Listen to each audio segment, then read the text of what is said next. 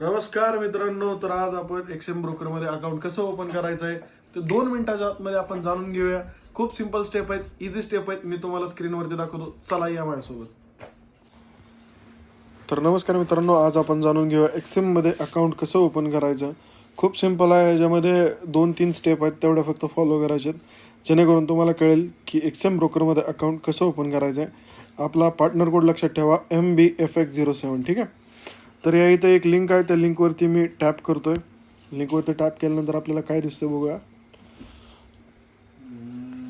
Accept all. ठीक आहे. ह्या इथं तुम्हाला रजिस्टर करायचं आहे. तुमचा मेल आय डी आणि पासवर्ड टाकायचा आहे, तुम्हाला जो काय टाकायचं आहे. आणि या इथे इंटर कोडमध्ये तुम्हाला टाकायचं काय, MBFX07. ठीक आहे. आता या इथं मी मेल आय डी आणि पासवर्ड टाकतो. तर मित्रांनो, या इथं बघू शकता, मी इथं नॉर्मल जी डिटेल आहे ती मी फिल केले. त्यानंतर मी रजिस्टरवरती टॅप करतो. ठीक आहे. आता मेलवरती आपल्याला एक मेल आला असेल, त्यावरती आपल्याला क्लिक करायचं आहे, व्हेरीफाय माय मेल म्हणून. त्यावरती तुम्ही क्लिक केल्यानंतर तुम्हाला पुढची जी स्टेप आहे ती अनलॉक होईल. बघूया आपण पुढची स्टेप काय. ओके. तर मित्रांनो, आपण दुसऱ्या मोबाईलवरून कंटिन्यू केलं तर ठीक आहे. कंटिन्यू केल्यानंतर आपल्याला मेल आलता. मेलवरती आपण व्हेरीफाय केलं. त्यानंतर डायरेक्ट त्यांचं पेज ओपन झालं. तर मी गुगलवरती परत एकदा येतो आणि ह्या इथं एक्सएम लॉग इन करतो. ठीक आहे. तुम्ही तुमच्या क्रोमवरती करू शकता किंवा डायरेक्ट ॲप्लिकेशन पण घेऊ शकता. ठीक आहे. तर पहिली जी वेबसाईट आहे मी त्याला ओपन करतो. तर मी पहिली वेबसाईट ओपन केलेली आहे. ॲक्सेप्ट ऑल केलं. वरती जे 3 डॉट दिसतात त्यावरती मी क्लिक करतो आहे. ठीक आहे. त्यामध्ये लॉग इन म्हणून खाली ऑप्शन आहे, त्यावरती लॉग इनवरती क्लिक करतो मी. आणि जो मेल आय डी मी टाकलेला, तो मेल आय डी आणि पासवर्ड ह्या इथं टाकून घ्यायचा आहे आणि त्यानंतर लॉग इन करायचं आहे. ओके. तर मित्रांनो, मी या इथं ईमेल आय डी आणि पासवर्ड टाकलेला आहे आणि मी लॉग इन करतो.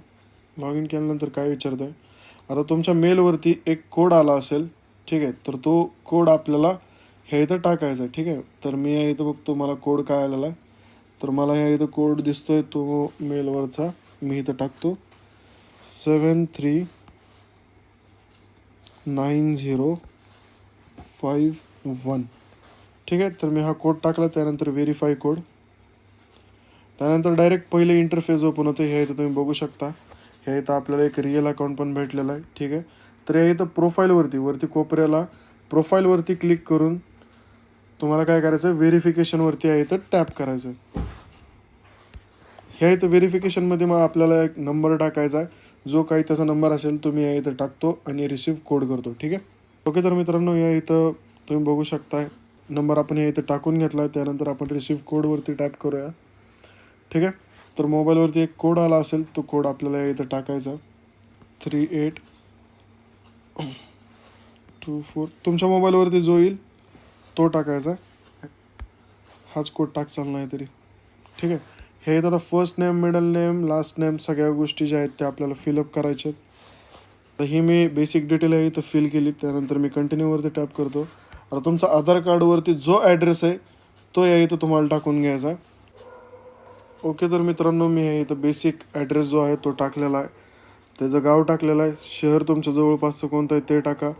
आणि स्ट्रीट नंबर तुम्हाला काहीही टाकू शकता तुम्ही, त्याचा काय मेन नाही होत. खाली पोस्टल कोड आहे, तुमच्या इथला पिन कोड जो आहे आधार कार्डवरती लिहिला तोच आपल्याला या इथं टाकायचा आहे आणि कंटिन्यू करायचं. ठीक आहे. ह्या इथं नो करून टाका. ॲक्सेप्ट करा, कंटिन्यू करा. Next, verify your identity. ठीक आहे. तर ह्या इथं तुम्हाला कंटिन्यू करायचं आहे आणि ह्या इथं तुम्हाला विचारलं जातं आता. ठीक आहे. आय ॲक्सेप्ट करायचं, स्टार्ट करायचं, दॅट्स इट. आता या इथं 3 ऑप्शन आहेत, driving licence, passport, identity card. तर आयडेंटी कार्डमध्ये तुम्हाला आधार कार्ड टाकायचं फ्रंट आणि बॅक. त्यानंतर फेस व्हेरिफिकेशन होईल, ते पण तुम्ही फेस व्हेरिफिकेशनला समोर मोबाईल पकडायचा आहे आणि आपलं अकाउंट जे आहे ते व्हेरीफाय करून घ्यायचं आहे. मी व्हेरीफाय करतो. हे इथं आधार कार्ड फ्रंट आणि बॅक साईड टाकतो. मोबाईलमध्ये असेल तर मी मोबाईलमधलं अपलोड करतो, नाहीतर मग ह्या मोबाईलच्या कॅमेरामधून पण मी ते फोटो क्लिक करून मी पोस्ट करू शकतो. ठीक आहे. सिम्पल स्टेप आहे.